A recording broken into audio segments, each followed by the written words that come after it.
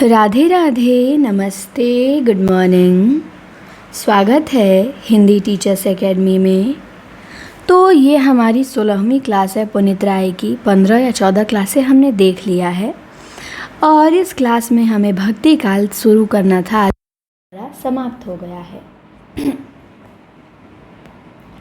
तो हम यहाँ पे भक्ति काल को क्या करेंगे, शुरू करेंगे। तो आइए देखते हैं क्लास को। आप लोग सभी के यहाँ शेयर कर दीजिए और चलिए। आचार्य शुक्ल ने भक्ति काल का समय निर्धारित किया है। क्या निर्धारित किया है? तो संवत 1375 से 1700 तक। अगर ईस्वी में देखें तो 1398 से 1643 ईस्वी तक।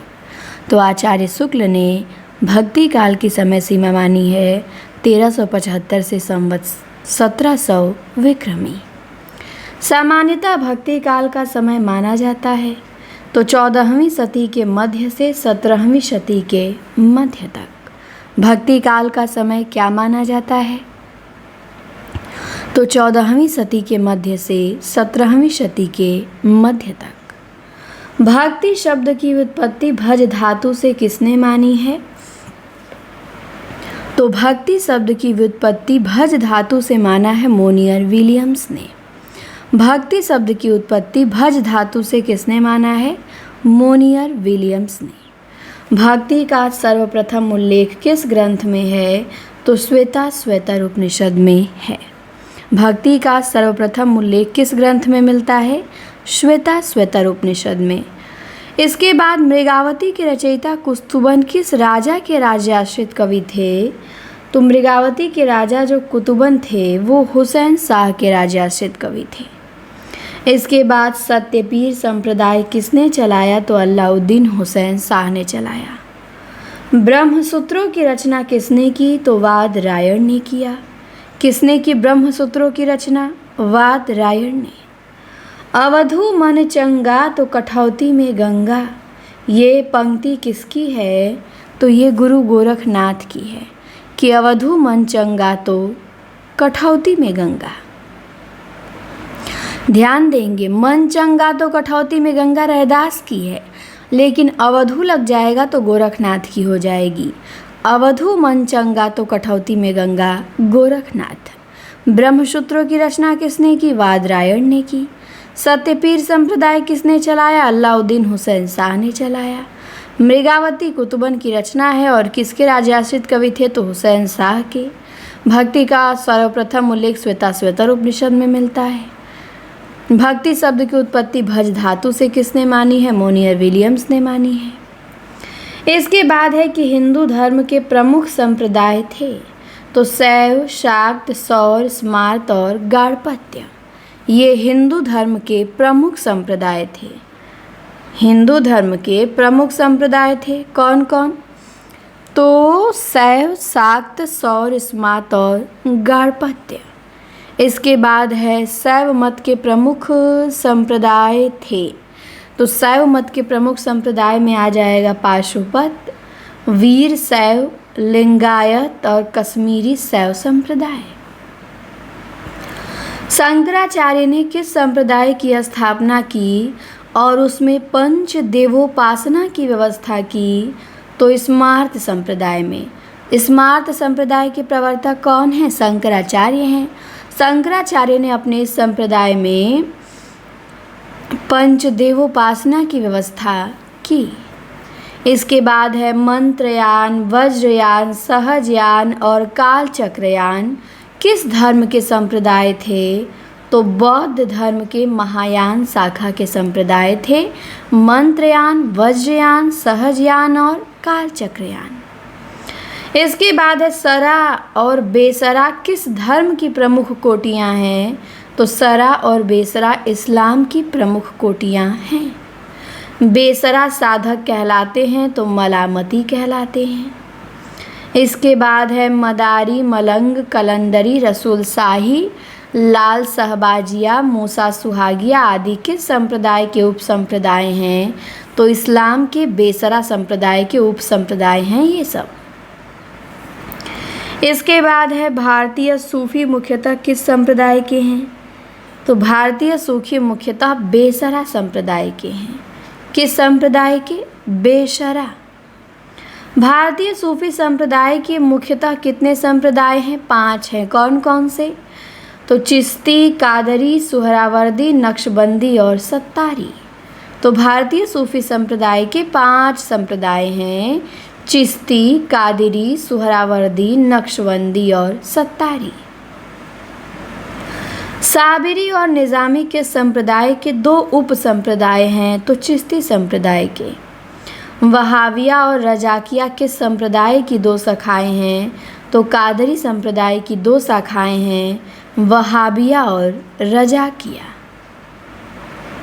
इसके बाद है जलाली, मखदूमी, मीरन शाही, दौला शाही, इस्माइल शाही आदि के संप्रदाय की शाखाएं हैं, तो सोहरावर्दी की। शास्ता पूजक संप्रदाय कहाँ प्रचलित था? तो केरल में प्रचलित था। शास्ता पूजक संप्रदाय कहाँ प्रचलित था? केरल में। इसके बाद है कि धर्म ठाकुर, सहजिया, बाउल, सत्यपीर, कर्ता भाजा, ये सब संप्रदाय कहाँ प्रचलित थे? तो ये सब संप्रदाय बंगाल में प्रचलित थे। इसके बाद है पंच सखा संप्रदाय कहाँ प्रचलित था? तो पंच सखा संप्रदाय उड़ीसा में प्रचलित था। कहाँ? उड़ीसा में। वारकरी और महानुभाव संप्रदाय कहाँ प्रचलित था? तो वारकरी और महानुभाव संप्रदाय प्रचलित था महाराष्ट्र में। कहाँ प्रचलित था? महाराष्ट्र में। ध्यान रखिएगा, वारकरी और महानुभव संप्रदाय महाराष्ट्र में प्रचलित था। निर्गुण भक्ति का आदि स्रोत माना जाता है, तो श्वेताश्वतर उपनिषद माना जाता है। निर्गुण भक्ति का आदि स्रोत माना जाता है, तो श्वेताश्वतर उपनिषद माना जाता है। सगुण भक्ति का आधार ग्रंथ माना जाता है, तो सगुण भक्ति का आधार ग्रंथ माना जाता है श्रीमद् भागवत। सगुण भक्ति का आधार ग्रंथ किसे माना जाता है? श्रीमद् भागवत को माना जाता है। इसके बाद है चूनरी क्या है? तो जैन साहित्य के अंतर्गत एक मुक्तक काव्य है। क्या है चूनरी? जैन साहित्य के अंतर्गत एक मुक्तक काव्य है, ध्यान रखिएगा। इसके बाद है भक्ति आंदोलन को ईसाइयत की देन किसने मानी है? तो ग्रियर्सन ने मानी है। हिंदी में भक्ति साहित्य की परंपरा किससे शुरू होती है? तो हिंदी में भक्ति साहित्य की परंपरा नामदेव से शुरू होती है। भक्ति आंदोलन को इस्लामी आक्रमण से पराजित हिंदू जनता की असहाय एवं निराश मन स्थिति से किसने जोड़ा था? तो शुक्ल जी ने जोड़ा था। भक्ति आंदोलन को इस्लामी आक्रमण से पराजित हिंदू जनता की असहाय एवं निराश मन स्थिति से किसने जोड़ा था? शुक्ल जी ने। भक्ति धर्म का रसात्मक रूप है, किसने कहा है? तो शुक्ल जी ने ही कहा है। फिर एक कथन है कि भक्ति का जो श्रोता दक्षिण की ओर से धीरे धीरे उत्तर भारत की ओर पहले से ही आ रहा था, राजनीतिक परिवर्तन के कारण शून्य पड़ते हुए जनता के हृदय क्षेत्र में फैलने के लिए पूरा स्थान मिला। तो ये भी कथन शुक्ल जी का है। पंक्ति है झिलमिल झगड़ा झूलत बा की रही ना काहू, गोरख रट के कालपुर कौन कहावे साहू। तो ये कबीर की पंक्ति है। इसके बाद बहुत दिवस ते हिंडिया सुन्नी समाधि लगाए, करहा पड़िया गाड़ में दूरी परा पछिताए। तो ये कबीर की पंक्ति है। बहुत दिवस ते हिंडिया सुन्नी समाधि लगाए। इसके बाद कथन है कि ईश्वर के धर्म स्वरूप को लेके, उस स्वरूप को लेके जिसकी रमणीय अभिव्यक्ति लोक की रक्षा और रंजन में होती है, प्राचीन वैष्णव भक्ति मार्ग की राम भक्ति शाखा उठी। कृष्ण भक्ति शाखा केवल प्रेम स्वरूप ही लेकर नई उमंग में फैली। ये कथन किसका है? तो ये शुक्ल जी का है। भक्ति की निष्पत्ति श्रद्धा और प्रेम के योग से होती है, किसने कहा? आचार्य रामचंद्र शुक्ल ने कहा। मराठी भाषा में अभंगों की रचना किसने की? तो नामदेव ने किया। नामदेव के गुरु विश्ववा खेचर थे। नामदेव की कुछ पंक्तियाँ दी गई हैं, जैसे मन मेरा सुई तन मेरा धागा, खेचर जी के चरण पे नामा सिपी लागा। इसके बाद सुफल जन्म मोह को गुरु कीना, दुख विसार सुख अंतर कीना, ज्ञान दान मोह को गुरु दीना, राम नाम बिन जीवन हीना। तो मन मेरा सुई तन मेरा धागा नामदेव, सुफल जन्म मोह को गुरु कीना, दुख विसार सुख अंतर कीना, ये भी नामदेव। किसहूँ पूजू दूजा नजर न आई, एक के पाथर किज्जे भाव, ये भी पंक्ति नामदेव। इसके बाद दशरथ नंद राजा रामचंद्र, प्रणवे नामा तत्व रस अमृत पीजे, ये भी रामदेव। भगत हेत मारियो हरिनाकुश, नृसिंह रूप हवे देह धरियो, नामा कहे भगति बस के सवजहूँ, बलि के द्वार खरो, नामदेव। इसके बाद है धनी धनी मेधा रोमावली, धनी धनी कृष्ण ओढ़े कावली, ये भी नामदेव की है। धनी धनी मेधा रोमावली, धनी धनी कृष्ण ओढ़े कावली। इसके बाद है माई न होत बाप न होत, कर्म न होत काया, हम नहीं होते तुम नहीं होते, कौन कहाँ ते आया। चंद न होता सूर्य न होता, पानी पवन मिलाया, शास्त्र न होता वेद न होता, कर्म कहाँ ते आया। तो नामदेव की पंक्ति है ये। इनकी पंक्तियाँ जो हाईलाइट कर रहे हैं सब महत्वपूर्ण हैं, पूछी जाती हैं और पूछी गई हैं। पांडे तुम्हारी गायत्री लोंधे का खेत खाती थी, लय करी ठेंगा टंगरी, तेरी लंगत लंगत आती थी। तो नामदेव का है पांडे तुम्हारी गायत्री लोंधे का खेत खाती थी। हिंदू पूजे देहरा मुसलमान मशीद, नामा सोविया जह देहरा न मसीद। तो हिंदू पूजे देहरा मुसलमान मशीद, ये पंक्ति किसकी है? तो ये नामदेव की पंक्ति है। हिंदू पूजे देहरा मुसलमान मसीद। महाराष्ट्रीय संत नामदेव किस जाति के थे? तो नामदेव की जाति थी दर्जी। नामदेव किस जाति के थे? दर्जी के थे। नामदेव की हिंदी रचनाओं की भाषा क्या थी? तो सगुण भक्ति के पदों की भाषा ब्रज थी और निर्गुण पदों की नाथ पंथियों द्वारा ग्रहित खड़ी बोली या सदुक्कड़ी थी। तो नामदेव सगुण निर्गुण दोनों भक्त थे और इनके सगुण पदों की भाषा ब्रज थी और निर्गुण पदों की भाषा सदुक्कड़ी थी। ये ध्यान रखिएगा, बहुत इम्पोर्टेंट है। इसके बाद है कि भक्ति आंदोलन को दक्षिण से आया हुआ किसने माना? तो शुक्ल जी ने माना है। भक्ति आंदोलन को दक्षिण से आया हुआ शुक्ल जी ने माना है। इसके बाद एक कथन है कि अपने पौरुष से हताश जाति के लिए भगवान की शक्ति और करुणा की ओर ध्यान ले जाने के अतिरिक्त मार्ग ही क्या था दूसरा? तो ये भी शुक्ल जी कहते हैं। इसके बाद कथन है कि मैं इसी रास्ते सोचने का प्रस्ताव करता हूँ। मतों, आचार्यों, संप्रदायों और दार्शनिक चिंताओं के मानदंड से लोक चिंता को नहीं मापना चाहता, बल्कि लोक चिंता की अपेक्षा में उन्हें देखने की सिफारिश कर रहा हूँ। ये कथन किसका है? तो हजारी प्रसाद द्विवेदी का है कि मैं इसी रास्ते सोचने का प्रस्ताव करता हूँ। कौन कहता है? हजारी प्रसाद द्विवेदी कहते हैं कि मैं इसी रास्ते सोचने का प्रस्ताव करता हूँ। कौन कहते हैं? हजारी प्रसाद द्विवेदी कहते हैं। इसके बाद आगे आते हैं। आगे है कि बौद्ध तत्ववाद एक कथन है कि बौद्ध तत्ववाद जो निश्चय ही बौद्ध आचार्यों की चिंता की देन था, मध्य युग के हिंदी साहित्य के उस अंग पर अपना निश्चित पद चिन्ह छोड़ गया है जिसे संत साहित्य नाम दिया गया है। मैं जो कहना चाहता था वो यह है कि बौद्ध धर्म क्रमशः लोक धर्म का रूप ग्रहण कर रहा था और उसका निश्चित चिन्ह हम हिंदी साहित्य में पाते हैं। तो ये कथन कौन कहता है? ये कथन हजारी प्रसाद द्विवेदी कहते हैं। इसके बाद है कि लेकिन जोर देकर कहना चाहता हूँ कि अगर इस्लाम नहीं आया होता तो भी साहित्य का 12 आना वैसा ही होता जैसा आज है। ये कौन कहता है? तो जोर दे के कहते हैं हजारी प्रसाद द्विवेदी।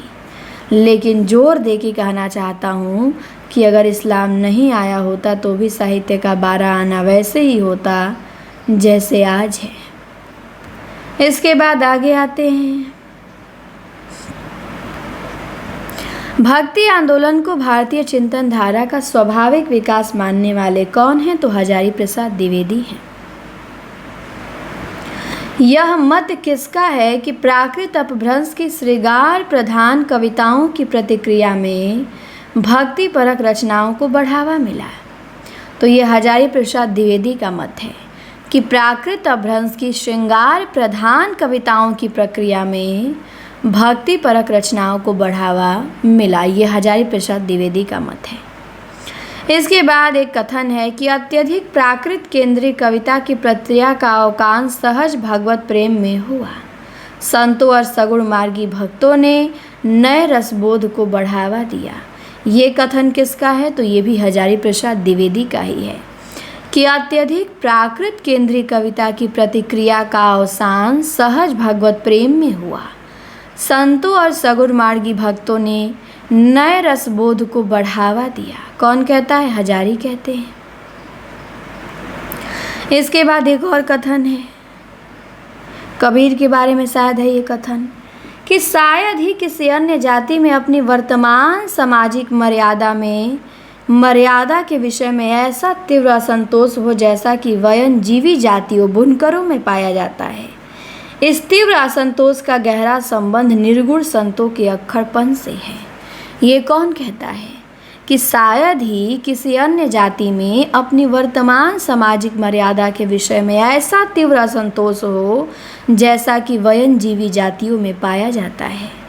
इस तीव्र असंतोष का गहरा संबंध निर्गुण संतों के अक्खड़पन से है। ये कहने वाले आचार्य हजारी प्रसाद द्विवेदी हैं। इसके बाद है मलेक्षा क्रांतेषु देशेषु। ये किसका कथन है? तो वल्लभाचार्य का है। इसके बाद है अनुभाव सानात्वात् ब्रह्म ज्ञानस्य। ये शंकराचार्य का कथन है। इसके बाद ही निर्गुण नयन ही सगुण रसना राम सुनाम। ये पंक्ति किससे है? तो ये तुलसीदास की दोहावली से है। ही निर्गुण नयन ही सगुण रसना राम सुनाम, ये तुलसीदास की दोहावली से है, ध्यान रखिएगा। इसके बाद माधव में ऐसा अपराधी तेरी भगति होत नहीं शाधी। तो ये कबीर की पंक्ति है। माधव में ऐसा अपराधी तेरी भगति होत नहीं साधी। कौन कहता है? तो कबीर दास कहते हैं। इसके बाद लाभ कहाँ मानुष तन पाए, काम बचन मन सपने हो कबहुक घटत न काज पराए। सुर दुर्लभ तनु धरि न भजे हरिमन अभिमान गवाए। तो ये विनय पत्रिका से तुलसीदास की बहुत इंपॉर्टेंट पंक्ति है। इतना याद रखेंगे, लाभ कहाँ मानुष तन पाए, विनय पत्रिका से। लाभ कहाँ मानुष तन पाए, विनय पत्रिका से तुलसीदास। इसके बाद है तंत्र न जानू मंत्र न जानू जानो सुंदर काया। ये कबीर की पंक्ति है कि तंत्र न जानू मंत्र न जानू जानो सुंदर काया। संत मत में किस पंथ या संप्रदाय में तंत्र साधना का प्रभाव रहा?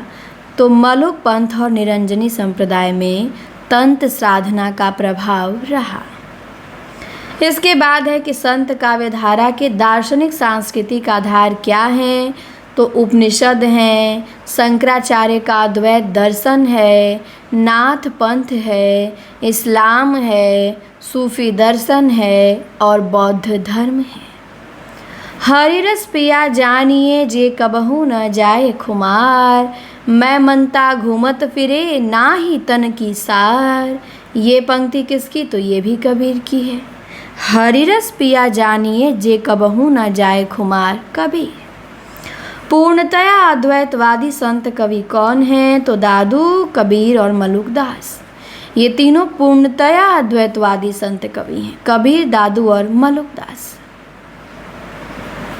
भेदाभेदवादी संत कवि तो गुरु नानक हैं। योग साधना से प्रभावित संत कवि तो कबीर हैं, सुंदरदास हैं, हरिदास, निरंजनी हैं। योग साधना से अप्रभावित कौन प्रभावित नहीं थे? तो दादू, नानक, रैदास, जम्भनाथ, सिंगा, भीषण, रज्जब, बावरी साहिबा, मलुकदास, बाबालाल आदि। इसके बाद है कि किस संत कवियों की रचनाओं में सगुण तत्व के भी दर्शन होते हैं। तो कबीर, रैदास और मलुकदास, इन तीनों की रचनाओं को आप ले लेंगे तो इसमें निर्गुण के साथ साथ आपको थोड़े बहुत सगुण के भी दर्शन हो जाएंगे, तो ध्यान रखिएगा। इसके बाद है सूफी साधना के अनुसार मनुष्य के 4 विभाग हैं। कौन कौन से? तो नफस इंद्रिय है, अक्ल बुद्धि या माया है, क्लब उदय है, रूह आत्मा है। यह साधना नफस और अकल को दबाकर क्लब की साधना से रूह की प्राप्ति पर जोर देती है। तो सूफी साधना के अनुसार मनुष्य के 4 विभाग हैं, नफस, अक्ल, कलब, रूह या आत्मा। नफस, अक्ल, कलब, रूह या आत्मा। इसके बाद है सूफी संतों में प्रसिद्ध महिला साधिका कौन है? तो राबिया है। राबिया। हिंदी में गेय पदों की परंपरा किससे शुरू होती है? सिद्धों से शुरू होती है। हिंदी में दोहा चौपाई परंपरा की आरंभ किससे होती है? सरहपा से होती है। दंगवे पुराण के रचयिता भीम कवि हैं। एकादशी कथा के रचयिता सूरजदास हैं। जैमिनी पुराण के रचयिता पुरुषोत्तम दास हैं। ब्रजबोली क्या है? तो बंगाल असम में ब्रज भाषा प्रभावित बंगला असमिया है। क्या है ब्रजबोली? तो बंगाल असम में ब्रज भाषा प्रभावित बंगला असमिया है। रामानंद के शिष्य थे तो रामानंद के 12 शिष्य थे। रैदास, कबीर, धन्ना, सेन, पीपा, भावानंद, अनंतानंद, सुरसुरानंद, नरहरयानंद, पद्मावती, सुरसुरी। इन 12 शिष्यों के नाम याद रखिएगा। रैदास, कबीर, धन्ना, सेन, पीपा, भावानंद, अनंतानंद, सुरसुरानंद, नरहरयानंद, पद्मावती, सुरसुरी। रामानंद का जन्म कहाँ हुआ था? तो प्रयाग में हुआ था। रामानंद के गुरु कौन थे? राघवानंद थे। रामावत संप्रदाय का प्रवर्तन किसने किया? रामानंद ने किया। सिद्धांत पंचमात्रा के रचनाकार कौन है? राघवानंद हैं। रामावत संप्रदाय और श्री संप्रदाय में प्रमुख भेद क्या है? तो श्री संप्रदाय के आराध्य नारायण है और जबकि रामावत संप्रदाय के आराध्य सीताराम या राम है। तो यही अंतर है कि जो श्री संप्रदाय है उसके आराध्य देव नारायण या विष्णु जी हैं और रामानंद के रामावत संप्रदाय के आराध्य देव राम जी हैं। 1585 में भक्तमाल किसने लिखा? नाभादास ने लिखा। कबीर परिचय के रचयिता अनंत दास हैं। कबीर किस शासक के समकालीन थे? सिकंदर लोदी के। कबीर के गुरु रामानंद थे। मुसलमानों के अनुसार कबीर के गुरु सूफी फ़कीर शेख तकी थे। इसके बाद एक कथन है कि इसमें कोई संदेह नहीं कि कबीर ने ठीक मौके पर जनता के उस बड़े भाग को संभाला जो नाथपंथियों के प्रभाव से, प्रेम भाव और भक्ति रस से शून्य शुष्क पड़ता जा रहा था। ये कौन कहता है? तो ये आचार्य रामचंद्र शुक्ल कहते हैं। इसके बाद भाषा बहुत परिष्कृत और परिमार्जित न होने पर भी कबीर की उक्तियों में कहीं कहीं विलक्षण प्रभाव और चमत्कार है। प्रतिभा उनमें बड़ी प्रखर थी, इसमें संदेह नहीं। ये कौन कहता है? तो ये भी आचार्य रामचंद्र शुक्ल ही कहते हैं कि प्रतिभा उनमें बड़ी प्रखर थी, इसमें संदेह नहीं। कबीर का जन्म हुआ था तो कबीर का जन्म हुआ था काशी में।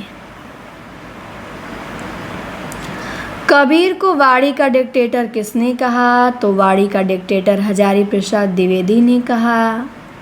किसने कबीर को वाड़ी का डिक्टेटर कहा? हजारी प्रसाद द्विवेदी ने। कबीर वाड़ी के बादशाह तानाशाह थे।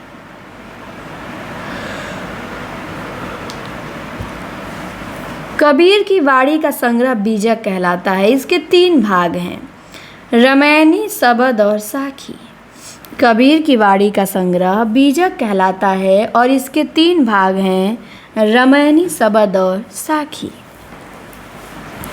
रमैनी और सबद में गेय पद हैं और साखी दोहों में है। रमैनी और सबद में क्या है? गेय पद हैं और साखी क्या है? दोहों में है। साखी की भाषा राजस्थानी पंजाबी मिली खड़ी बोली है। साखी की भाषा सदुक्कड़ी है और रमैनी और सबद में ब्रज भाषा है, जिसमें कहीं कहीं पूर्वी बोली का भी व्यवहार है। तो कबीर के बीजक के 3 भाग, साखी, शबद, रमैनी। साखी की भाषा सदुक्कड़ी है और रमैनी और सबद में ब्रज भाषा है, जिसमें कहीं कहीं पूर्वी बोली का भी व्यवहार है। आचार्य शुक्ल ने कबीर की वचनावली की सबसे प्राचीन प्रति कब की है? शुक्ल के अनुसार तो संवत 1561 की है, शुक्ल जी के अनुसार। कबीर की प्रसिद्ध पंक्तियां देख लेते हैं। इनकी प्रसिद्ध पंक्ति कौन कौन सी है? तो है कि दशरथ सुत तेहु लोक बखाना, राम नाम का मर्म है आना। आप हूँ देवा आप हूँ पाती, आप हूँ कूल हैं आप हूँ जाति। तत्वमसि इनके उपदेश आई, उपनिषद कहे संदेशा। जाग बालिक और जनक संवादा, दत्तात्रेय वहे रस स्वादा। गहना एक कनकते गहना, इनमह भाव न दूजा। कहन सुनन कोई दुई करी, पाप नैक मिजाजैक पूजा। सूर समाना चंद में दहूँ किया घर एक, मन का चिंता तब घया कछु पूर बिल लेख। इसके बाद आगे आते हैं। दिन भर रोजा रहत है, रात हनत है गाय। यह तो खून वह बंदगी, कैसे खुशी खुदाए। इसके बाद नैया बिच नदिया डूबती जाए, मुझको क्या तो ढूंढे बंदे, मैं तो तेरे पास में। इसके बाद आगे है कि है कोई गुरु ज्ञानी जगत मा, उल्टी वेद बूझे। पानी मह पावक बरे, अंधई आँखें सूझे। इसके बाद साई के संग ससुर आई, संग न सूती स्वाद न जाना। गा जीवन सपने की नाई, साई के संग ससुर आई। इसके बाद है कि हौ बलि कब देखोगी तो ही, अहनिस आतुर दर्शन करनी ऐसी व्यापी मोही। तो हौ बलि कब देखोगी तो ही कबीर।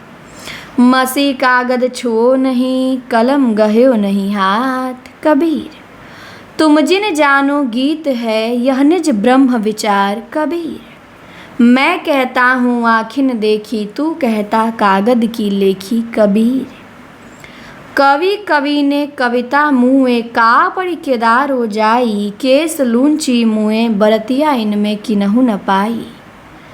इसके बाद अगिन जो लागी नीर में, कंदो जलिया झारी। उत्तर दक्षिण के पंडिता, रहे बिचारी बिचारी। तो अगिन जो लागी नीर में, कंदो जलिया झारी। कबीर पाड़े कौन कुमति तो हिलागी, कसरे मुल्ला बाग निवाजा। फिर है हरि जननी में बालक तो आई। इसमें लोग कंफ्यूज हो जाते हैं, तो ये ध्यान रखिएगा, बहुत महत्वपूर्ण भी है पंक्ति। हरि जननी में बालक तेरा कबीर की इम्पॉर्टेंट पंक्ति है। चलन चलन सब लोग कहत है, न जाने बैकुंठ कहाँ है। कुशल कुशल ही पूछते, कुशल रहा न कोई। जरा मुई ना भय हुआ, कुशल कहाँ ते होए। ये भी कबीरदास की है, अच्छी पंक्ति है। कुशल कुशल ही पूछते, कुशल रहा न कोई। फिर है सतगुरु हमसे रीझ कर, कहिया एक प्रसंग।